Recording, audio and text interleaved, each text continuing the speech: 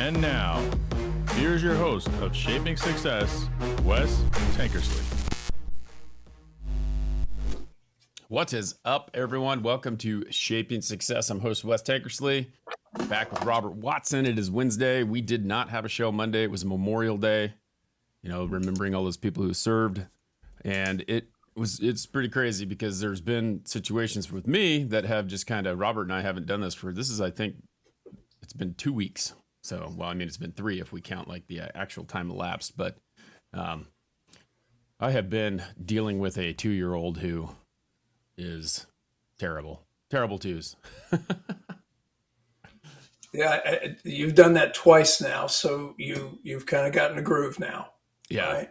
Oh yeah. Yep. It's pretty crazy. I don't know what to do. I mean, it is what it is, and I'm glad last week we had a conversation. I called you. I'm like, I can't get up. I need my rest. He's getting up. Like last night, he got up twice. He got up at midnight and he got up at 2:30. My wife went and took care of him at the midnight run, and then at 2:30, I'm like, I get up and I'm like, I'm thinking about this. I'm like going, I got to do this. I haven't done this in a while. I've been thinking about things, going through some things, trying to figure out things, trying to redirect the situation, and it's just, I don't know. I had to get out here this morning, come hell or high water. Yeah, I did the terrible twos 4 times. Yeah. So I kind of by the end of it, I kind of got it down, right? Yeah. Well, it's one of those things that like you got to be a glutton for punishment, I'm guessing. I mean, I have taken care of the situation. It can no longer happen. So 2 is 2. Yeah. The funny part is 2 started early for some and late for others, right? Kind of, 18 months-ish all the way out to 3 years. So yeah, and it's amazing. Yeah. In today's chapter, I'm going to kind of tie it together right now because it's called Conformity. You talk about like losing weight and how there's no one size fits all for losing weight for anyone because everyone is different, right? Well, it's the same thing with kids. Like kids are so different. My daughter, no problem sleeping through the night at this age. My son, completely different. He is, I don't know, it's a completely different animal. That's all I can say.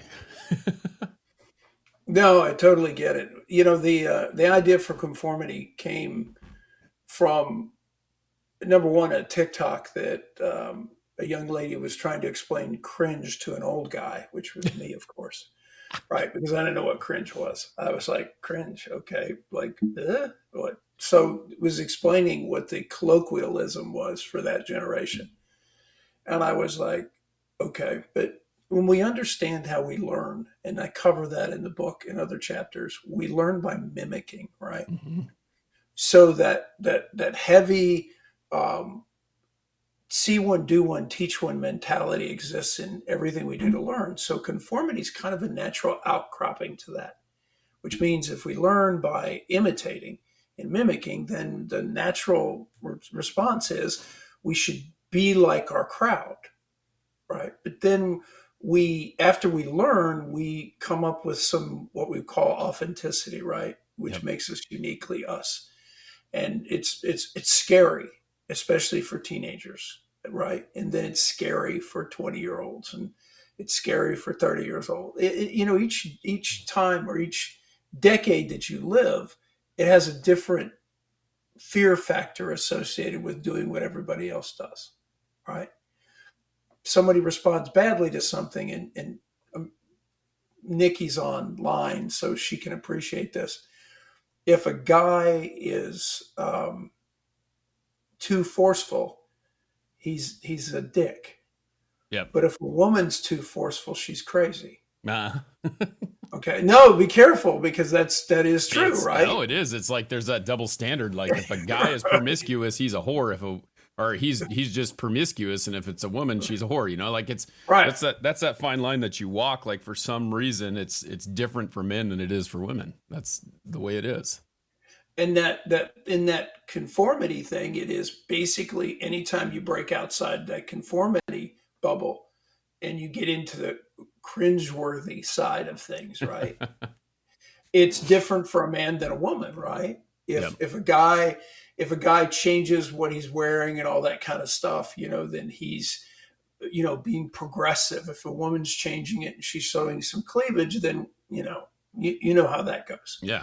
Yeah, it's back to this reason that we all kind of try to look for how we can be unique and be ourselves and stand out while still being in a crowd. Yep. And that's a very weird place for most people to be, and it's a tough spot. But the fact is the only way to be unique. The only, when I talk to my friend Wes, I don't want a clone. I want Wes. Right. I kind of know who he is, and I appreciate that. And that's one of the things that people don't understand is you are appreciated for who you are. Granted, on a big stage, it gets uncomfortable, but most of the time, what we want is simply to the uniqueness of the individual. Yeah, We and that's the want their thing. Our unique, The uniqueness is what is interesting because what right? makes that person tick. And it's funny. I was thinking about it as you were talking about it. I'm sitting here thinking, mimicking is one of those things that we learn. Nothing is original at this point, right? Like there's so many people who have been there, done that. I don't really think that there's Right. an originality to anything. So everyone is taking something that someone else has done and basically making it better. And Right. that's how my sales life has been, is like I was trained. Well, how was I trained? I was on the job training. I walked behind my boss. I watched what he did. I listened to how he talked to someone. I went with another salesman. I listened to how he did, thought about the things that he did, what I liked, what I didn't like, and I took what I thought and put it all into one little ball of thing and became very successful in what I'm doing, where I'm cranking out, $100,000+ every 2 weeks and in sales. So it wasn't that way in the beginning, but as you hone that craft, you start to get to the point where I feel like I am now, where it's like I'm almost kind of bored. Like it's almost too easy. What can I do to challenge myself to make this less easy? You know? Right. Right. I had I've been in martial arts since I was 19 years old, so Mhm. forever.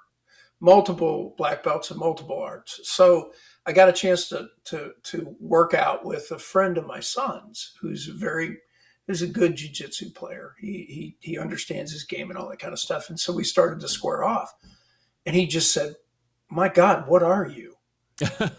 He said because he was looking for the telltale signs of each of my craft, right? Whether it was Taekwondo, Tang Sudo, Hapkido, ninjutsu. He was looking for one of my crafts in the way he goes, you're nothing. He said, and yet I can't read you. I can't, well, because over time, over 40 years, all of that blended together and became me. Yep. I'm not my first instructor. I'm not my fourth instructor. I am me. And that takes a while to get comfortable with being you, Right. right? Because you do need that mimicking. The only way to get to my, third degree black belt in Taekwondo was what? I had to do things the way the master wanted them done, right? Right. To mimic him, right? But eventually I became me. That's 40 years. Not 40 days. That's 40 Right. years. How do you Yeah. not get confused if you've got, because like when you say, I don't know that people, maybe I'm misinterpreting it, but I feel like the degrees of a black belt, right? It's like you said, there's all the different, it's all the different martial arts mixed together. So you got to remember how to do each one, right? Well, you do. And what happens is they're both hard and soft styles. Uh-huh. So a block in one, like a block in Hapkido, is different than a block in Taekwondo. And so you literally can seamlessly and strangely enough can literally manipulate your partner that you're because we call it a form of what's called randori. What you're doing is you're basically blending with your partner. You're not trying to hurt the person you're sparring with. Right. You're trying to enjoy the sparring match and trying to be safe. Hmm. And so what you're trying to do is you're trying to manipulate them so that they can see what's coming, right? Enough to be able to not get hurt. And Yeah. so that it becomes a process of almost like dancing with I was somebody. about to say dancing. That's what it sounded Right. like to me. It's very much like dancing. The only difference is there's fists and, feet and all kinds of things coming at them and Yeah. they're being thrown and you just have to give enough of a signal right to them so they know how to move. Yeah, it reminds me of the Sherlock Holmes movie when he's like talking in the beginning, like right in the beginning when Robert Downey Jr. goes through the whole process of what he's going to do and then he does it. Right, right.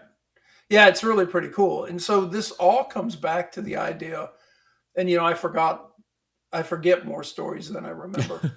But it's but the whole cringe thing was because I was so impressed with the way she put her dialogue together in the TikTok that I was like, wow, that was really good. It was really succinct. It was really inspiring, and it really spelled out what we needed to do to be original, right? When we would be really, really proud of ourselves in the end. And I saw this quote the other day that I hope the you in 10 years is proud of the you now. Right. Okay. That's deep when you think about that. I hope the you in 10 years is proud of the you now, because whatever you're going to be in 10 years starts with the seeds of now. Right. Yeah, it's pretty crazy how thinking of that, knowing that, the past isn't what defines you. It's something that can hone you and move you forward to what you are now. Right. Just like you were talking about learning those different types of, karate or whatever, is the fact that you get to the point where whatever you did back then, like the mistakes you made, the things, the successes you had, and all those things are helping you to be who you are now. The 40-year-old me, it's amazing. Like I wish I knew. Like I sit here and I listen to my daughter every single morning as we're going to school, tell me about this bully and about how these people pick on her and all this stuff and how she's going to do this and how she's going to do that. And I can't believe he did that and whatever. And I'm like, I wish you knew what I knew now. Like I was listening to Gene Simmons on Adam Carolla the other day, and he's like, I don't care. I don't care what people think about me. That's what you don't understand, is like, you can have this feeling about me. You can have this say about me, but I don't care. I'm going to do what I do. It's not about what other people are doing. It's about being the best person that you can be. And if I could have figured that out when I was, 15, 16, 17, 10, like she is, I would have been in a way better spot than I am now. And that's why I keep trying to tell her that. Well, but I mean, thank God she has you telling her that. Remember, a generation ago, that didn't necessarily wasn't part of the equation. Right. A lot of what we get from our parents is kind of live and learn. I mean, if they had dysfunctional parents, then, we're slightly dysfunctional, right? Right. And then we're trying to fix what we think we're deficient on and pass that on to our kids. I learned martial arts because of being bullied. Uh-huh. Right. Because in essence, you don't necessarily grow up knowing how to fight. Right. Okay. You grow up doing what? You can throw a punch, but not really well. You can take a punch, but usually not very well. Yep. Okay. So you literally need to learn how to fight. Well, my father, who raised me, was not a fighter. Mm-hmm. So there was nothing he could do to teach me. So what did I do? I showed up to a dojo and I learned how to fight. Right. Okay. And, one of the things about doing that is how was I pressed to do that? I was pressed to do that because of a bully, not bullying me, bullying my friends. Mm-hmm. And I stepped in the middle and I lost. And here's the cool part. This is the last fight I lost. Yeah. Okay. Why? Because I said, you know what? I'm not doing that again. It's funny how like that's one of those things, like when we were growing up, it was something that you could do. Like I'm sitting here talking to my daughter and I'm like, she goes, he just calls me a big, because she's like one of the biggest kids in her class. She is the biggest kid in her class. Like she's super tall. You walk into her classroom and you see her and she's probably like a foot taller than all the kids in her class. But she also is a little bit on the bigger side as far as weight goes. I wouldn't call her overweight, but she just is bigger. And like that, she's at that awkward stage because that's where 10-year-olds are, right? Like you get a little bit of that body fat.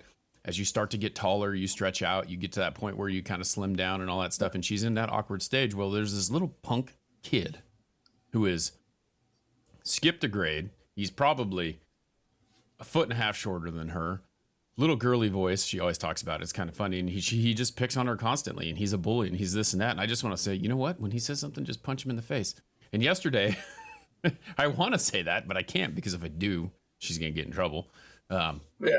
But it would shut him up, right? But we would always sit there, and the thing that we would do was we would figure out how to hurt that person more than they were hurting us. So if they were calling us ogre, we'd like this kid. I told her yesterday, and then I walk back because I mean what comes out of my mouth, I say it, and then I'm like, you can't say that, because if you do say that, you're probably going to get in trouble, and I don't need a phone call because I was an idiot and I said to tell it. I was like, just call him a little person, you know. And I didn't say little person, but I was like, you know, call him an Oompa Loompa. He, like, hurt him back the way that he's hurting you. And he can't, I mean, that's where you win, right? Is when you say something that they have no answer to. But she has a kind heart because she's been taught that way. Like, we've been taught to be compassionate to people. And that was the difference between everyone else, is we would just sit there and go after. We would fight, we would do those things, and now, like, it's not the same thing. We can't do it. We can't defend ourselves anymore. Right. No, it is a very different world. It's funny because, you know, as I went to teaching martial arts, of course, I had, kids classes, right? So this little guy, and he was, we'll call him Husky, right? Uh-huh. Not fat, Husky, little guy, right? Was really, really talented. He had reached brown belt, okay, and red belt, depending on which art you're in. And so he's really pretty good. And so he was 12, 11, and a 13-year-old was picking on him. Yeah. Well, the 13-year-old laid hands on him, which was not a smart thing to do. Right. Because his kid was actually fairly talented, right? And of course, he, you know, just sidekicked the kid to the other side of the playground. It wasn't pretty. So the principal comes in to the dojo, and I'm there because I'm kind of his instructor. And the principal's like, well, da da da da da da. And I said, hold on a second. You got a kid who's a head taller than this boy. Attack him. And you're trying to tell me that he's not supposed to defend himself? Right. He's going to what? Run, go get a teacher? No, he's going to defend himself.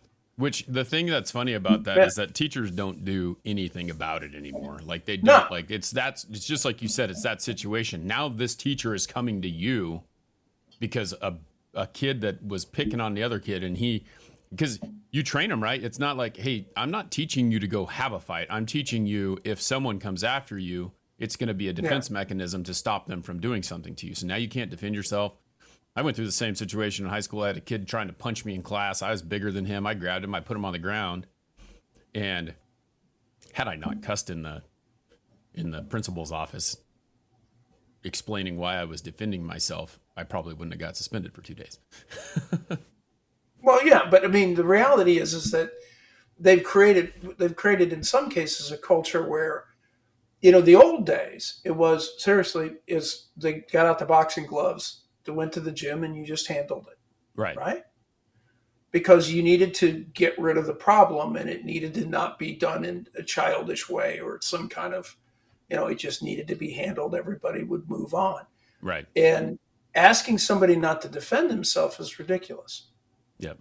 You know, that's a culture that's trying to institutionalize institutions for solving problems. Right. And the reality is we solve our problems interpersonally, right?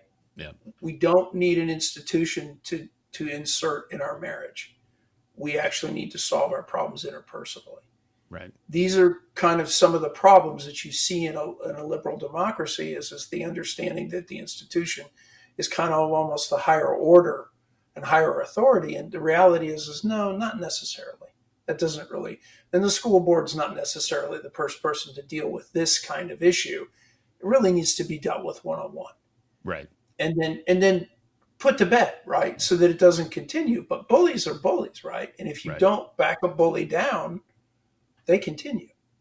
Yeah, well, and they're just looking for that fuel. That's all they're doing. Once they get, and that's what I try to explain to her multiple times, because I mean, it's easy to say it, and I know because I get in my head about stupid stuff all the time, and I allow that stuff to bother me, which I shouldn't. But I know in my mind that I shouldn't. Like, I think that's the difference. Like, kids don't get it. They don't understand that even though they're saying it, That little shit is just trying to get a reaction out of her. That's what he's doing. That's why he's doing what he's doing. And so when she reacts, he gets what he wants. And so he gets what he wants. He's going to go after it again and try and get another reaction because that's what he's trying to do. And she can't walk away, or can't like say whatever. So then she lets it work on her, and then it becomes this emotional problem, right? So it's tough.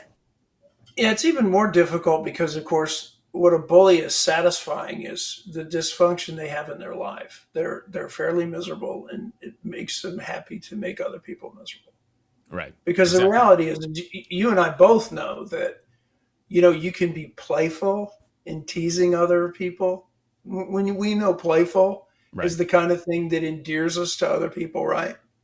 When we make jokes about people and stuff, but we do it in such a way as to be endearing and that they know that they're part of the pack because we pick on them a little bit, right? Right.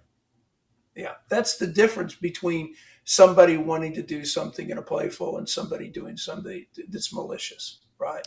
That is doing nothing but to bring pain because they have so much pain in their own life. Right. Exactly. And that's what I keep telling him. He's so sad about the fact that he's 4 foot tall and she's 5'5". It's like, this is the problem. So now he's going to try and find a way to take the attention off himself being so small when he's standing around this person who's much bigger than him.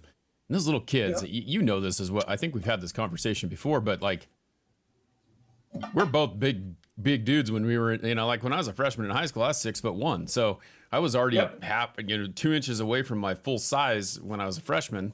And you had the kids that were, 5 foot. They're trying to prove a point. Like they're the ones who are trying to come after you because if they can beat up the big guy or they can make the big guy look bad, they're going to look bigger themselves. And it doesn't work that way. But as the big guy, you have to kind of step back because if you go after that kid, then all of a sudden now you're the bully because you're bigger and doesn't matter if you're defending yourself. You shouldn't be defending yourself against that guy who's just trying to make you look like shit. Well, and the weird part too is I know people don't understand this, but we don't know how big we are. Mm-hmm. We've lived like this. So when I graduated from one of my master's program, I go into another one here shortly, but I graduated on the 9th of May. Well, I had to walk across the stage, right? Yep. And it was a private ceremony in the college, not the big ceremony. So I stand up to walk across the stage. My son films it. I forget how big I am. Well, let's just say that the dean is like 5'8", right? So I go up to him and I am naturally hunched over, right, to just be on the same level with him as I give a smile and all that kind of stuff.